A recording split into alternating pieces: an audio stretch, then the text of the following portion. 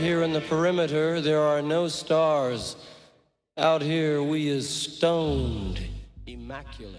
Hello and welcome. This is the C86 show. David Eastaugh. And as always, we love a special guest. This week it's going to be the turn of the poet, artist, musician from Manchester. It's the one and only Edward Barton, who I spoke to find out more about life, love, poetry and all that other groovy stuff. Is very well known for his top 30 success with the hit single It's a Fine Day, which we all loved back in the early 80s. So you're going to find out more about that and Edward's life in this fascinating interview. So after several minutes of interesting but casual chat, we get down to the exciting subject of the kind of background to Edward's life, and then much, much more. Edward, it's over to you. I'm not originally from Manchester. I'm in a very unromantic way from nowhere, in that my father worked for the army, so I just wandered around all over the world with him. Yes. Never quite getting used to a view long enough to be able to say you were from that place. Right. And you were born sort of in the late 50s, so a bit older than me. You're more my brother's age. So you were growing up, I suppose you would have caught... Well, you better put him on then. I'd better put him on, yes. But he, during the 70s, he was very big on prog rock. But you had a bit more you could remember more the 60s than I could. So were you at all interested in music at that stage? I remember being stood in a shoe shop in, where would it have been? It might have been Naples in 1966, trying with my parents and a girl in a miniskirt putting some Chelsea boots on my feet whilst the Rolling Stones played on the in-shop hi-fi. And what was the Rolling Stones track? Oh, good Lord. That's very hopeful of you. It was hopeful. I was going to... 8. I know. I know it was a scuzzy one because my mother didn't like it. Nice. But that was a moment. Was that your earliest childhood moment, being the Chelsea boots? No, my earliest childhood memories of a snake in a living room in Malaya and going upstairs to tell my father that we had a snake and did he want to do anything about it. Yes. Hopefully he sorted it. So then what happened in the 70s then, as we progress and you got into your teen period? My Auntie Kath bought me a round neck, sleeveless jumper with stripes. I remember that. Nice. And I never started smoking. I can remember that. Everyone else seemed to start smoking, but I didn't. I was at school that seemed to be half hippie and half skinhead. That was entertaining. So whereabouts, where were your teen years? Mixture of at school in England and in Germany. Right. On an army base or just outside one. Yes. Which part of Germany?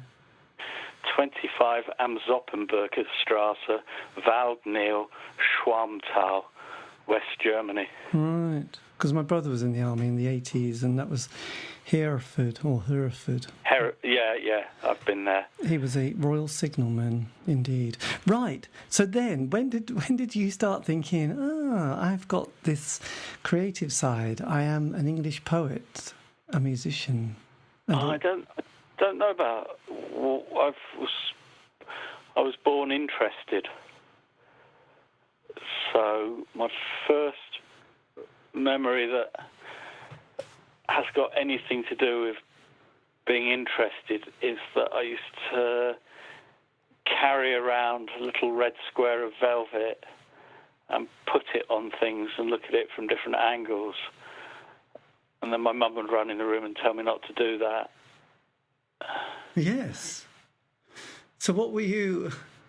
That's quite... I've never heard anybody mention this, anything like this in any of my interviews. So what was it? What did that sort of signify? Or... Well, I like placing things in different places to see how they looked in that place, to see what the light was doing with them, and to see what the shape of the square did to the shape of other things around it.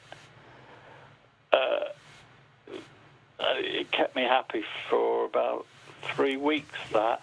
Yes. And then I think I was trying it on a bonnet on a car, and I got distracted, and we drove off, and I realised that the square was on the bonnet, and asked my father to stop. He wasn't allowed to make decisions, so he asked my mother if they should stop, and she said no, because of the wild dogs. And when I got home, it wasn't there anymore. Oh, no. I could never find another square that seemed to satisfy me in quite the same way. And I started drawing tiny soldiers. Yes. Well, that's all. It all seems logical, really. So was this the mid-70s at this point? That would have been the 60s. I'm sorry you asked me to move into the 70s, but then you asked me a question that took me back to the 60s. Yeah, sorry, I'm all over the film. Yes, going through. Yes, there's a lot of time to get lost in, isn't there? Yeah, there is. So yeah, there you go. So as the 70s progressed, I mean, I was born in the mid-60s, so I'm now in my mid-50s. I was, there was a bit of music on the radio, and then, obviously Top of the Pops, and there was that moment on Thursday nights. I went to boarding school, or I lived in a foreign country. So I never really saw television until much television that wasn't in German or Dutch until I was about 18. So I never really watched television. Yeah. No, so you didn't sort of have moments where... Did you ever sort of look at hippies on and think, hey, I might become a hippie? Or did you sort of look at glam rock and go, perhaps I'll do that instead? I just wondered... No, I always thought it was something other people did. Yes. I more or less... it's very hard to interview your 14-year-old self. Yes. Or what's left of it, the dregs of it, from your disadvantage point of your 60-year-old self.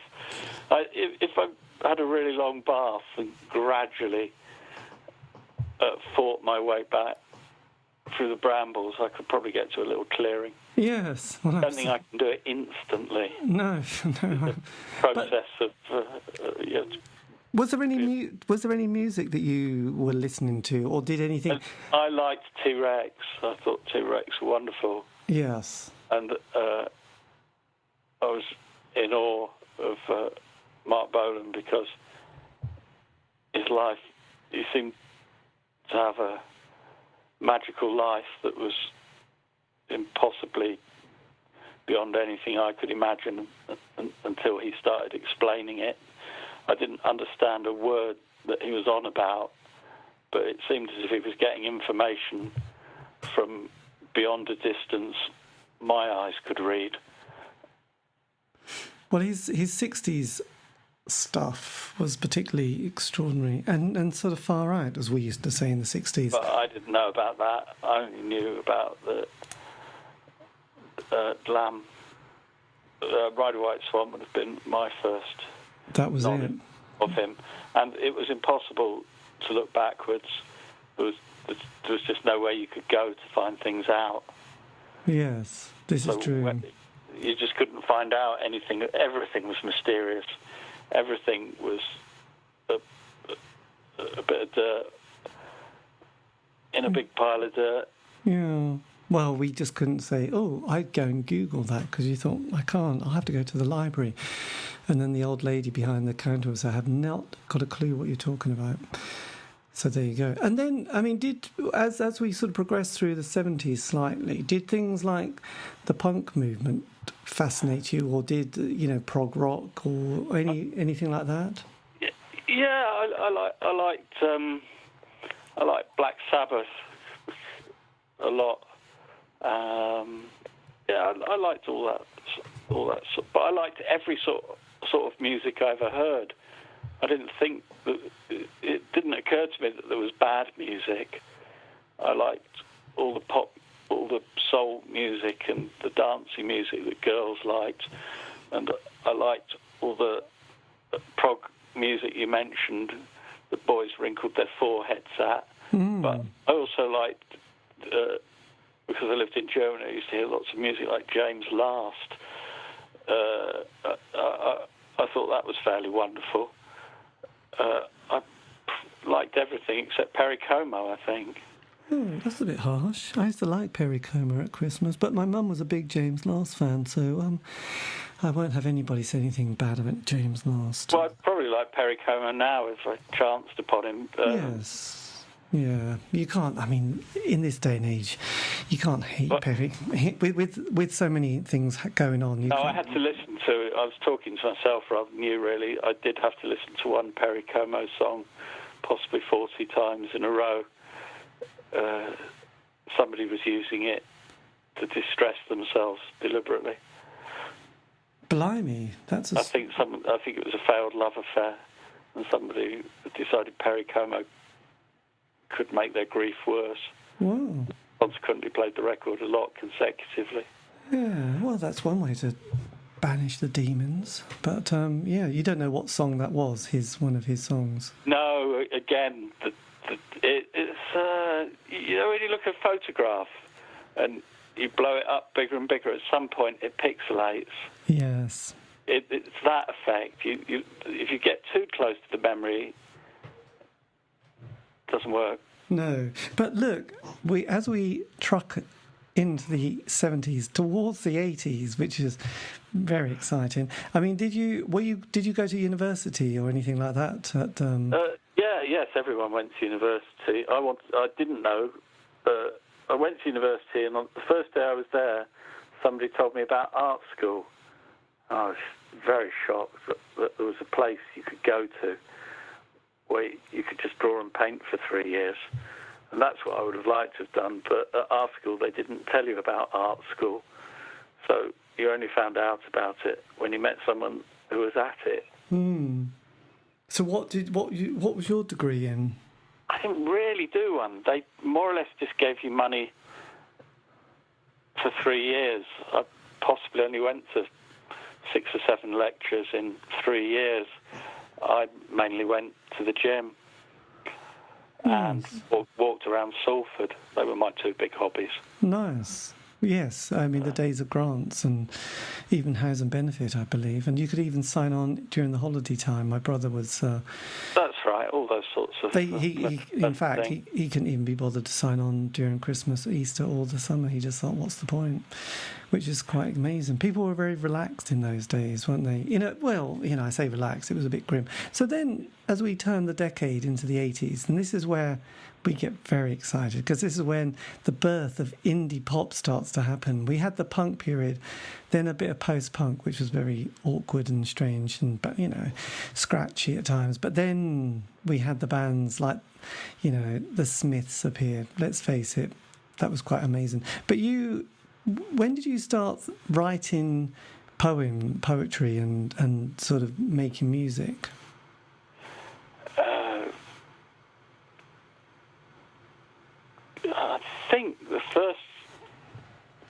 I think it's Find Out's the first song I ever wrote.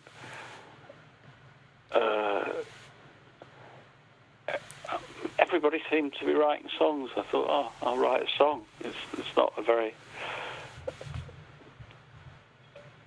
Just seemed an easy thing to do.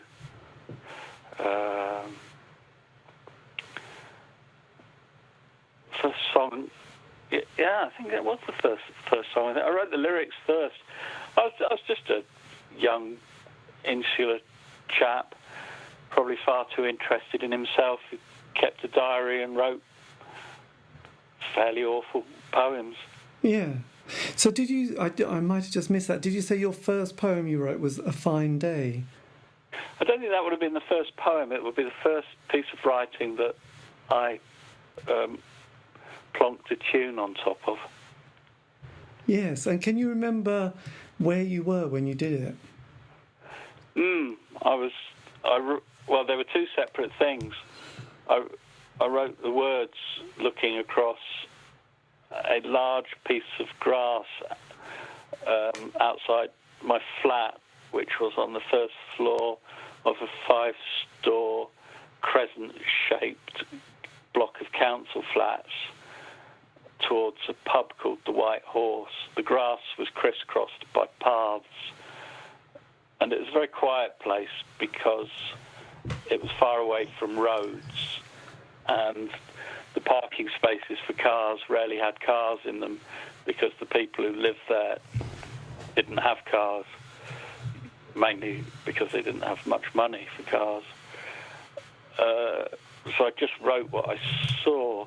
The only thing I changed was that I've still got the piece of paper I wrote the words down on, and the piece of words have, I think, the word nice crossed out and replaced by fine.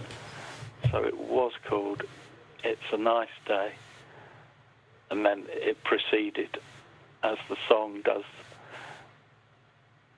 in the same way now, but I did change that word. Yes. And I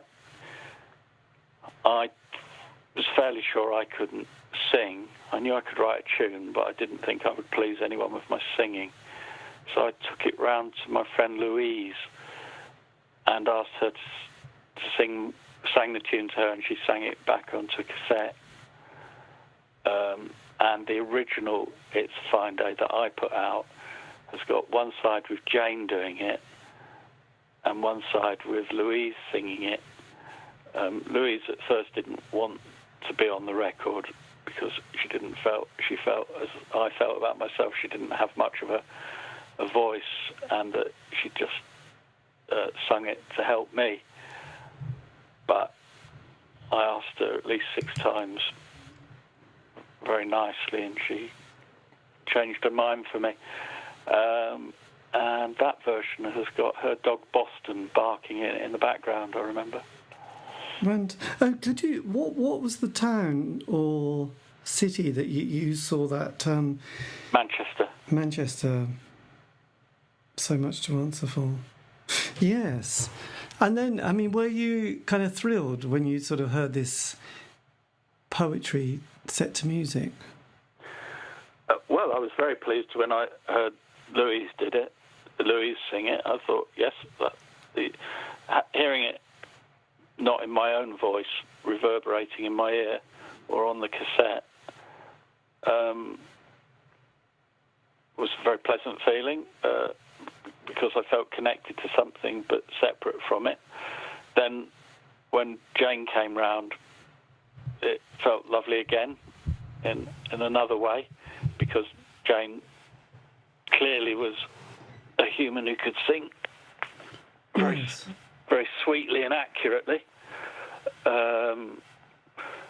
And again, it was different when it was first played on the radio by John Peel, when you heard it coming out of a little box, and that little box, the radio, was outside of the humans, was possibly the most important thing in the house.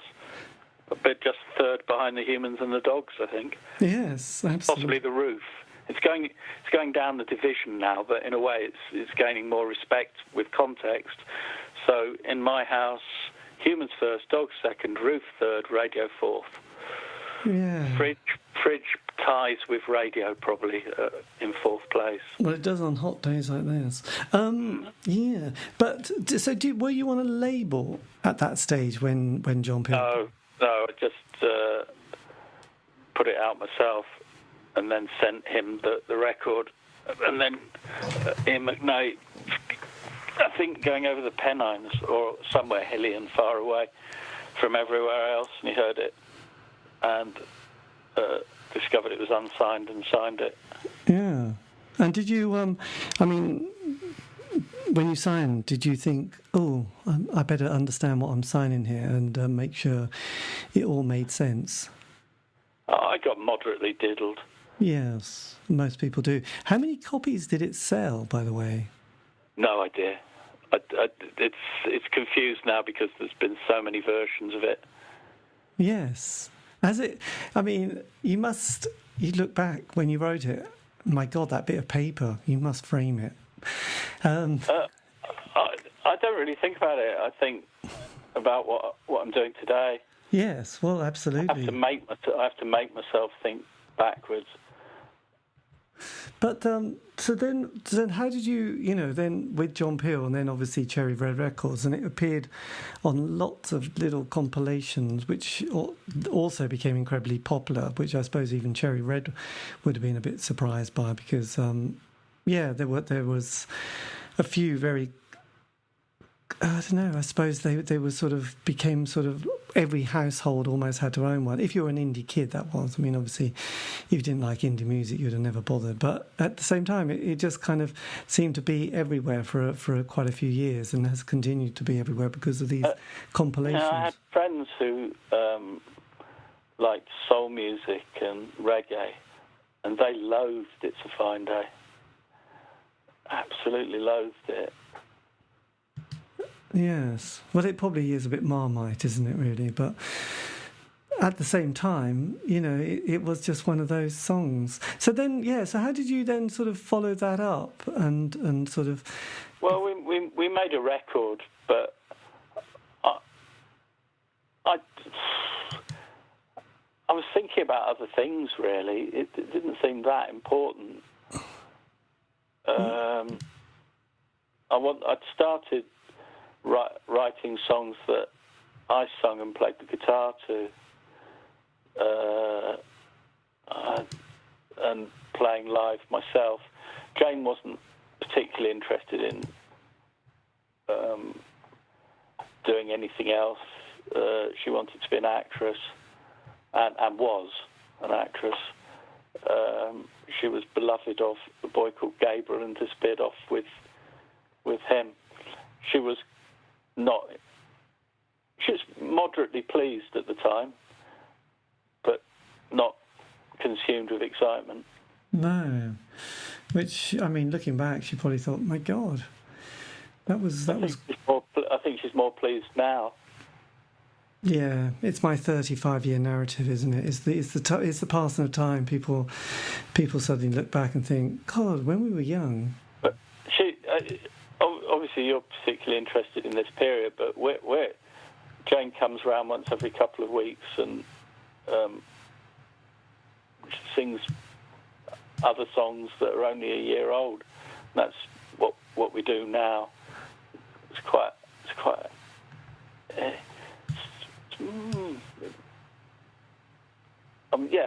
Much sooner think about those.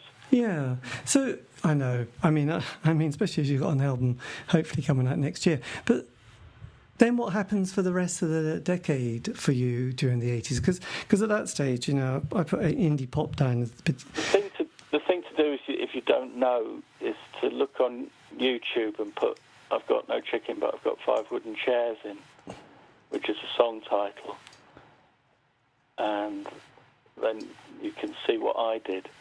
And It's a Fine Day might be the quietest record that ever got played on the radio.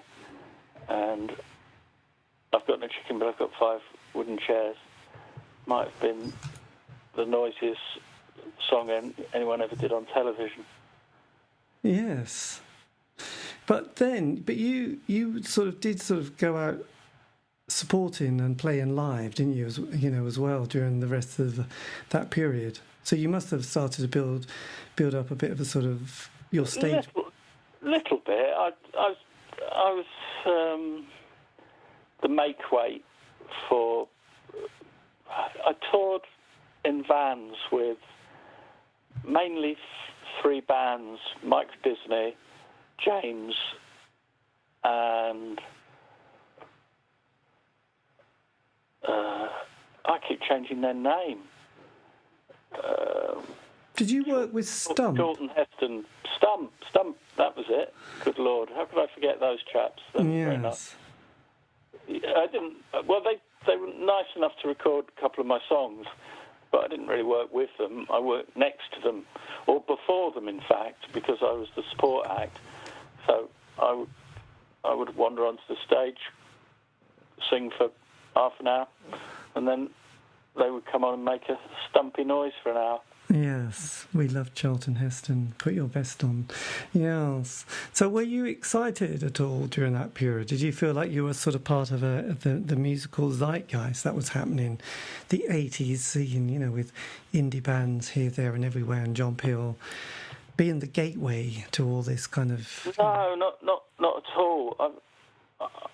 I've always wanted to do different things, and that's what I did. Did lots of different things. I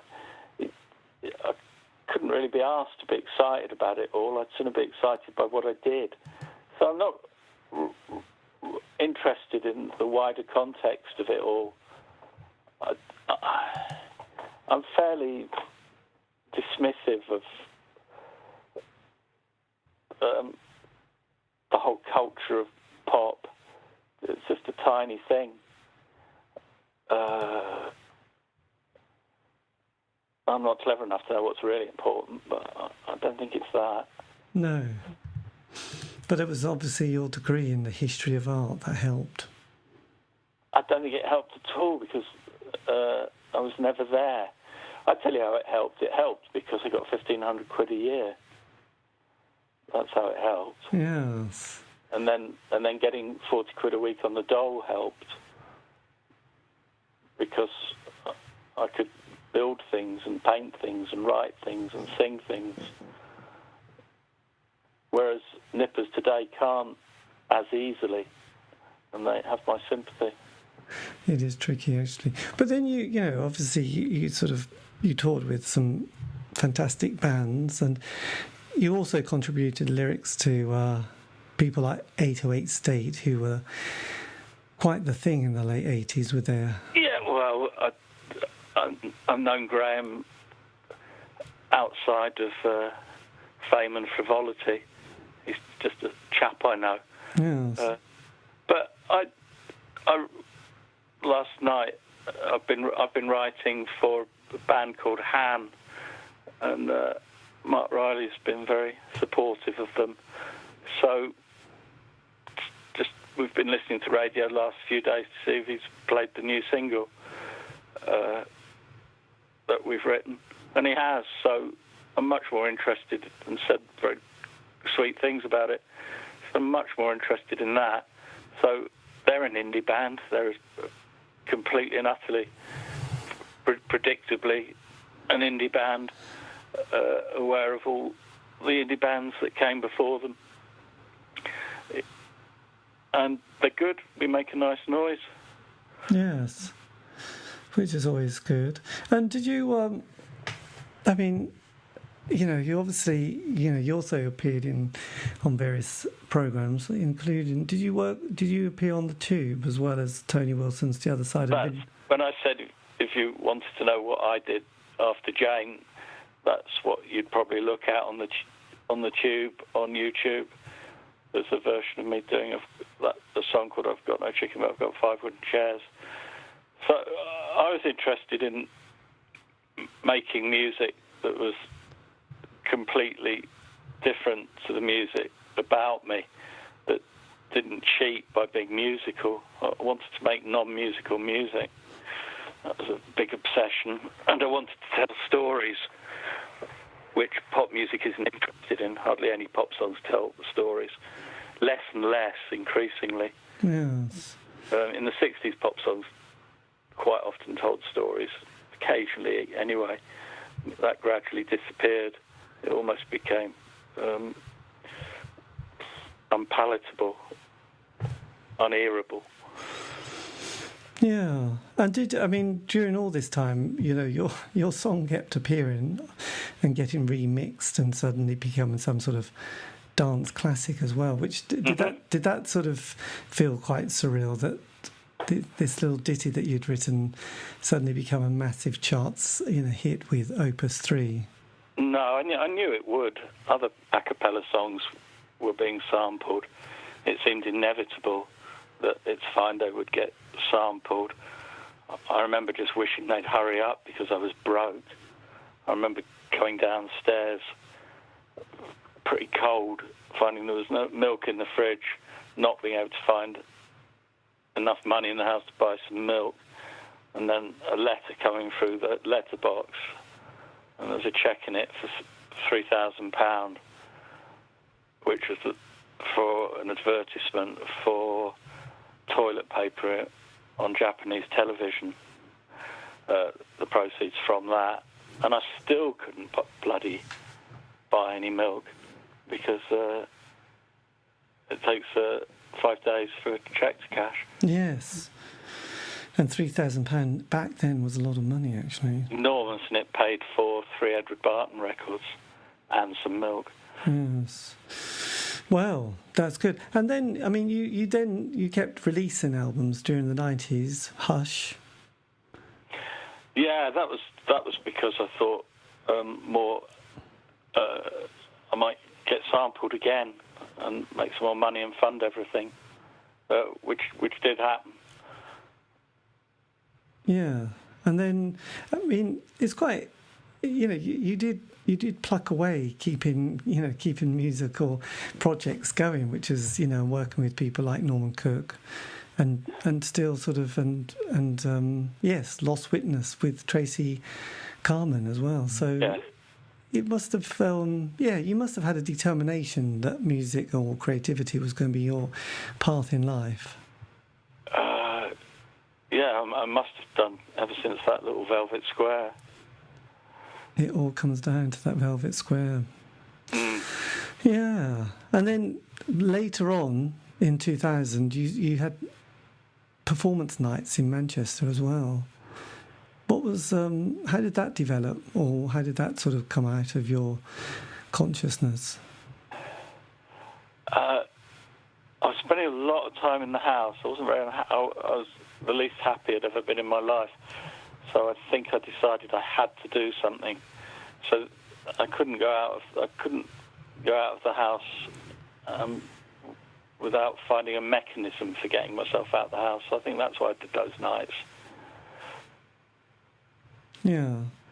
And how long did that last for? I don't know, really.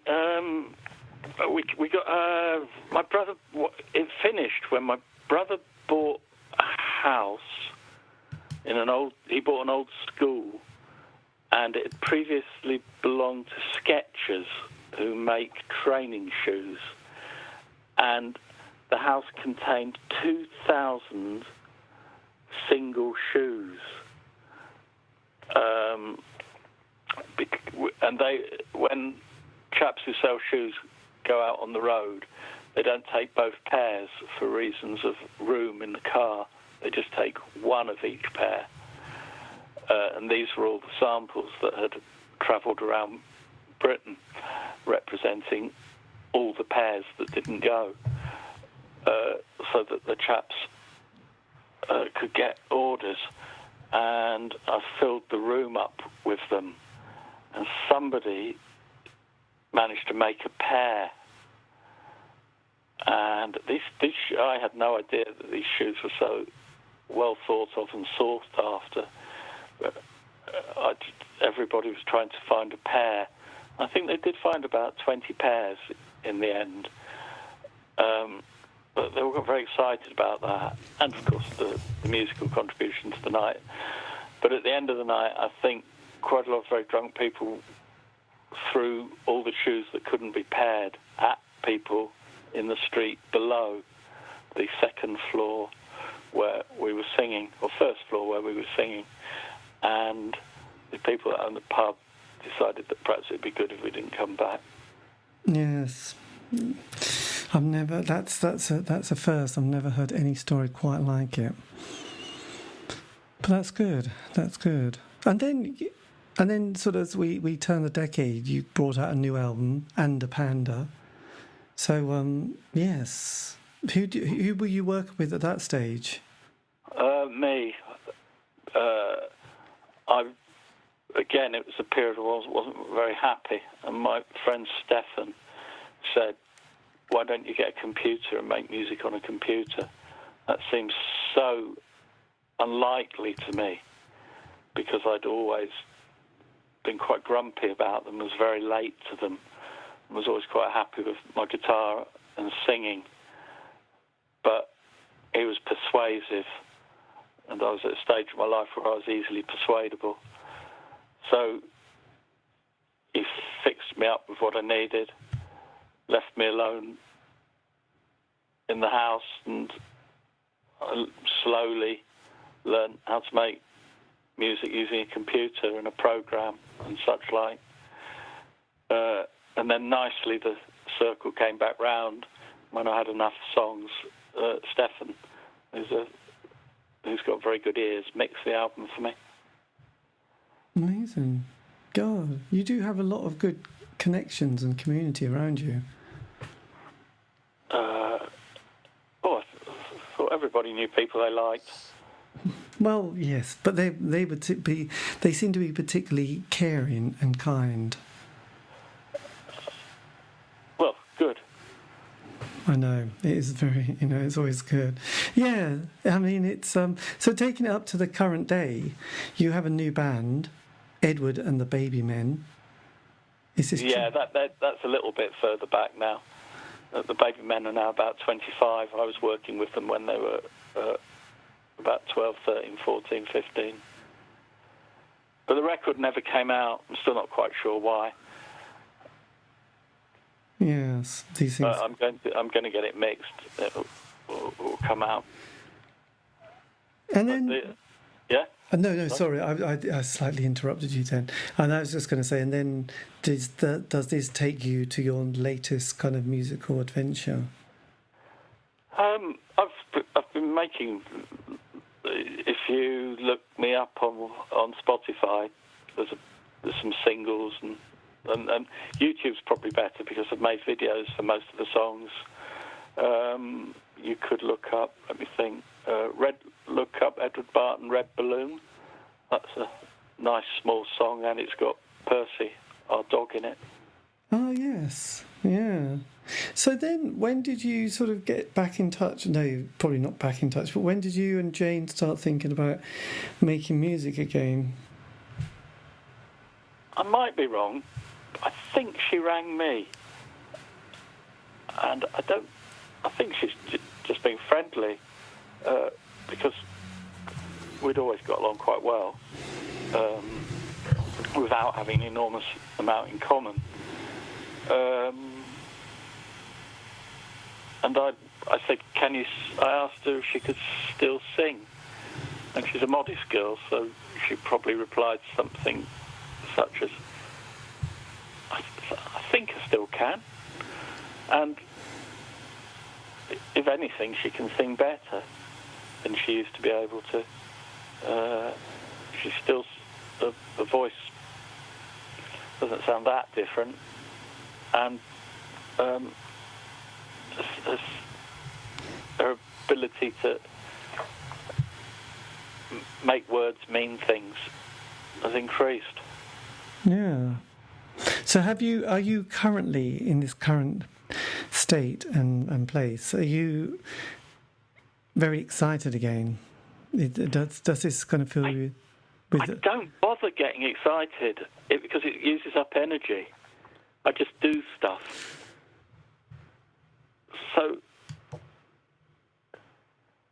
I'm not dour. I'm pleased when things work, but I don't spend a lot of time being excited because it's a waste of time.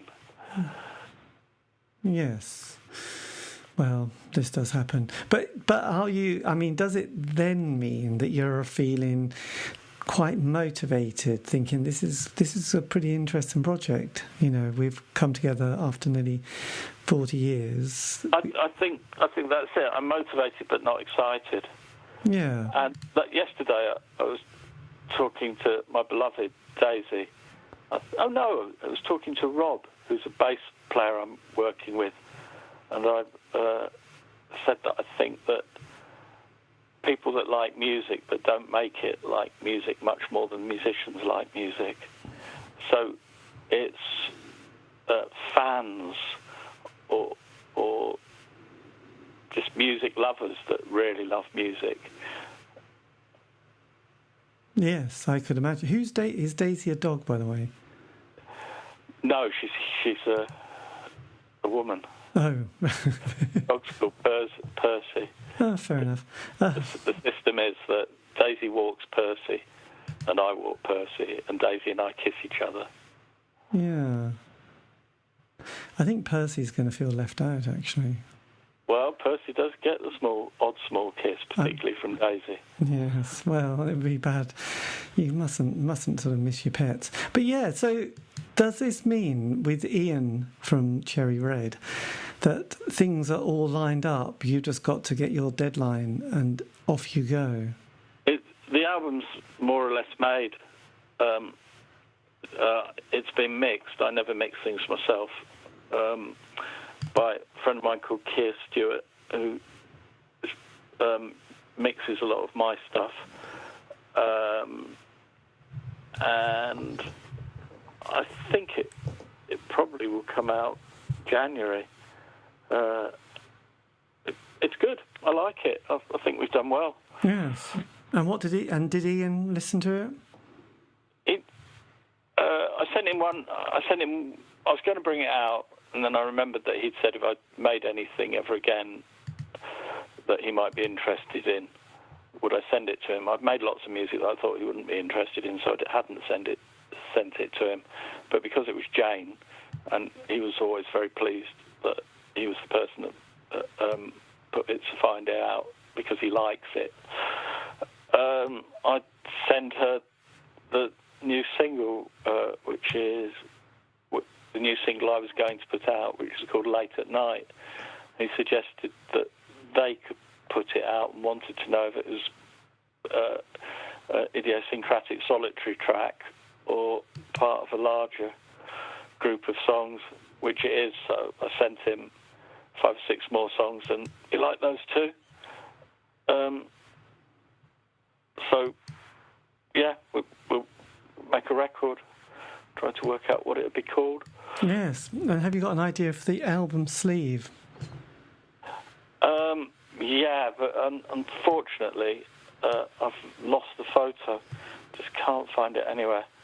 So I don't think it'll ever happen. The original album sleeve was a picture of Jane with a monkey on the front.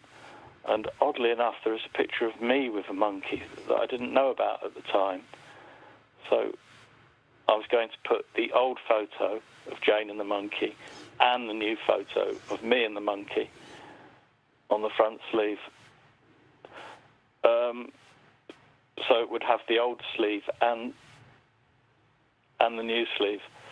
But that's not going to happen unless I find the picture of the monkey. Yes. Oh, you still got time. A lot of people are tidying up their stuff. It's that time of year. Well, thankfully, it's about the lockdown, isn't it? It will be that. It will be that. We'll find it. Look, just one last question then, just for the hell of it. What would you tell your 18-year-old self then, who was starting out in the world that is music? Or, no, not music, just if you could just have told that person... I wouldn't tell him anything simply because he wouldn't have listened. Yes. But what would you... My 18-year-old self just would not listen to my 60-year-old self. No. But if you could have just said, look, OK, kid, just wait a minute. I'll just say a couple of... I mean, I was going to work it the other way and ask my 18-year-old self if he's got any advice for my 60-year-old self. Yes. Because at least there's a chance my 60-year-old self would listen. I mean, you're positing a situation in which one of the two versions of yourself is able to talk to the other. So have I gone back in time? Where am I a sort of ghostly... Well, interesting. Okay, so...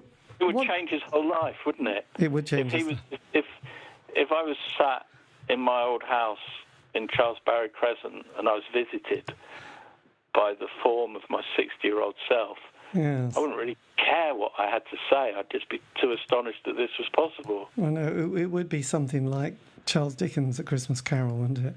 Mm. You know, that would be like with Alistair Sims going... Brr. And it would probably ruin my life just to look at this dilapidated old 60-year-old and think, that's where I'm going to be. Yes, I know. The magic, you might go, wow, I better start working out. I better keep going to the gym. But okay, put it this way. I realise it's not a very useful answer to you. No, the real answer is I just wouldn't have listened. No, but if you could have said okay to a...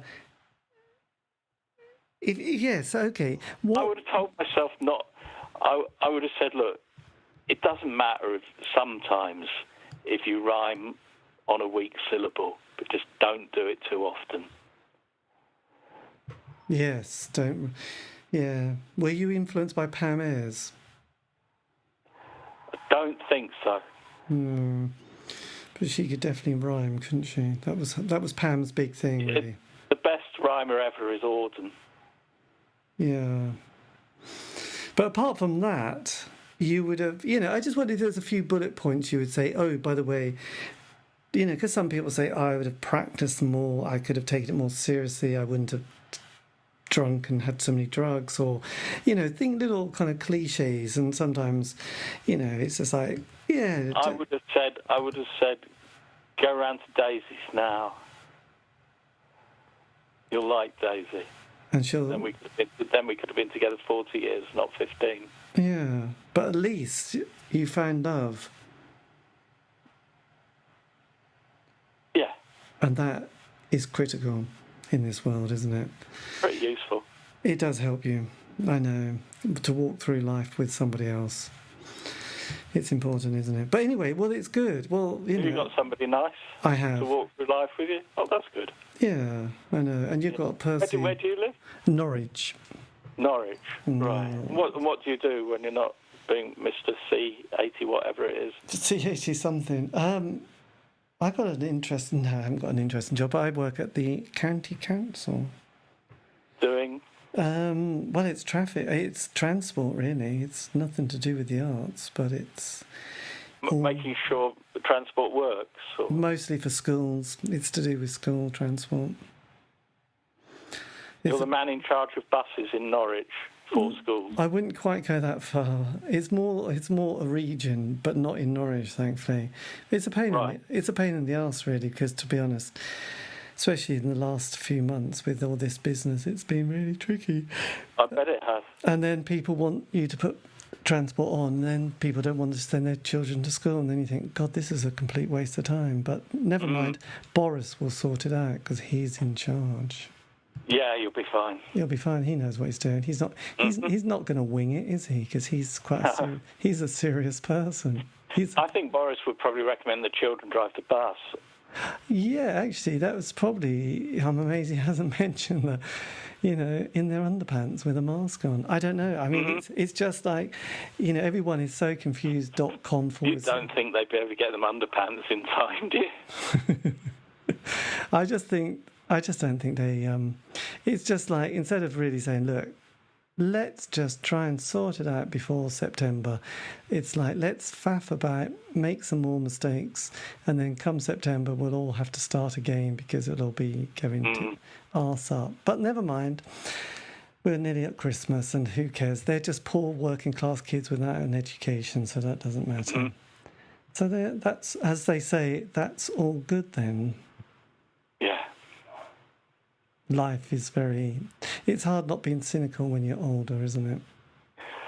As long as the good thing about being old is you can be cynical without it biting. It's more a weary resignation than the cynical that you felt when cynical first started arriving in your life. Well, I think in those days, you don't want to go from cynical to being a moaner, but it's kind of good to be cynical but feeling like, actually, I just don't care anymore. So if they want to cock it up, that's not my problem. I'm not going to get excited by it, so I'm just going to take a deep breath and then try and go and do something else, like go for a run and just feel a bit more alive. So that's probably how I escape into the world and think, well, never mind. it's yeah. Anyway, look, this has been brilliant. Thank you, Edward, for giving me the time for this, because, I have this thing. So have you been writing things down, or are you recording this? I just record it. See, the thing is, I'd hate to one day think I'll stop this project, because I'll probably have to one day, and get a life, and think, oh shit, there was that band, and I didn't get that artist. And someone's going to say, you didn't get that artist. And you think, no, thank you, I didn't.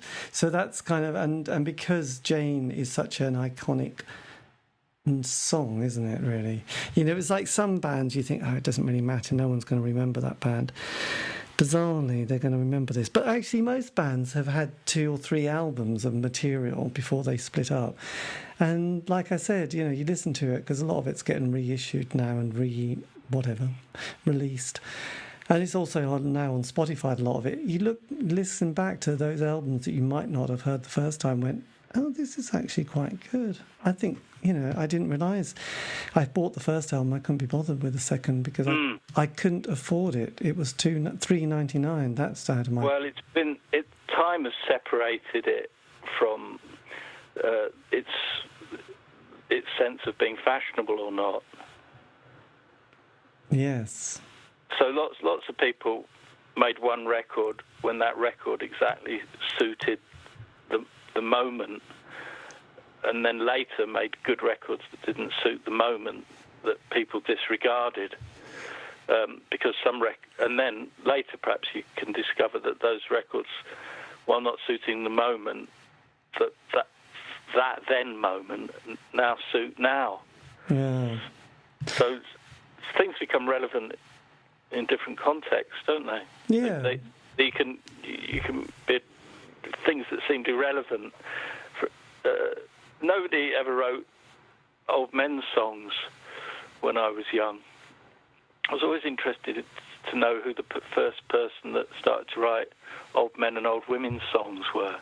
And by that I mean songs that had people in them that weren't young. Yeah. I don't know the answer to that. I'm curious. You'd have to go to the blues or yes, that's true. But the detailed songs about being an older person. Nick Lowe does it. He might have been one of the first in very straightforward popular culture who did it. Yeah. Yeah, I think I'm just thinking aloud in your time now. I was thinking about that the other day and wondering who was the... Yeah. Who was all right, well, I'm a bit tired now, so I do get tired quite quickly. Yeah, no, God. Look, I should toddle off. I have that this was effect. of some use to you. No, that's brilliant. Well, Edward, thank you, and all the best for this new project. Thank you. It's going to be good. Okay, take care there. All right, good night. See you. Bye-bye. Bye. And that was me in conversation with Edward Barton. A massive thank you to Edward for giving me the time for that interview. The C86 show, David Eastaugh. If you want to contact me, just find me on one of those social media platform sites. Just do C86 show. All these interviews have been archived. Aren't you lucky? Anyway, have a great week. Stay safe.